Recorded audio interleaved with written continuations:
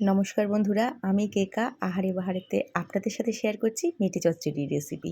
প্রথমেই কড়ার মধ্যে সর্ষের তেল দিয়ে দিচ্ছি। রান্নাটা আজকে আমি সর্ষের তেলে করব।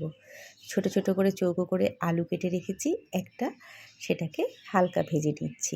ওই তেলের মধ্যে তেজপাতা ফোড়ন দিয়ে দিয়েছি দুটো, আর দুটো গোটা পেঁয়াজকে ঝিরিঝিরি করে কেটে ভেজে নিচ্ছি। একটা মশলার পেস্ট করে নিয়েছি, শুকনো লঙ্কা দিয়ে করছি রান্নাটা। শুকনো লঙ্কা, আদা, রসুন আর এখানে কাঁচা লঙ্কা দিয়ে নিই, আর সামান্য একটু হলুদ দিয়ে মশলাটাকে বেটে নিয়েছি, আর ছোট্ট একটা টমেটো দিয়েছিলাম। দিয়ে এবার মশলাটাকে ভালো করে কষিয়ে নিচ্ছি।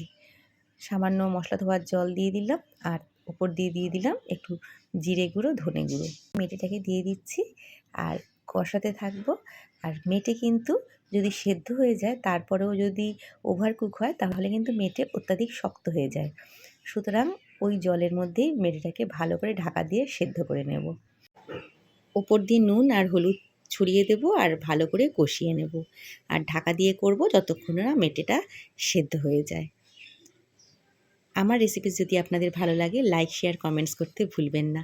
আমার চ্যানেলের নতুন বন্ধু হলে অবশ্যই চ্যানেলটিকে সাবস্ক্রাইব করার অনুরোধ রাখলাম। পাশে থাকা বেল আইকন প্রেস করে তার অল নোটিফিকেশানটি অন করে দেবেন। মাংস ভালো কষে গেছে, জল একদম শুকিয়ে গেছে।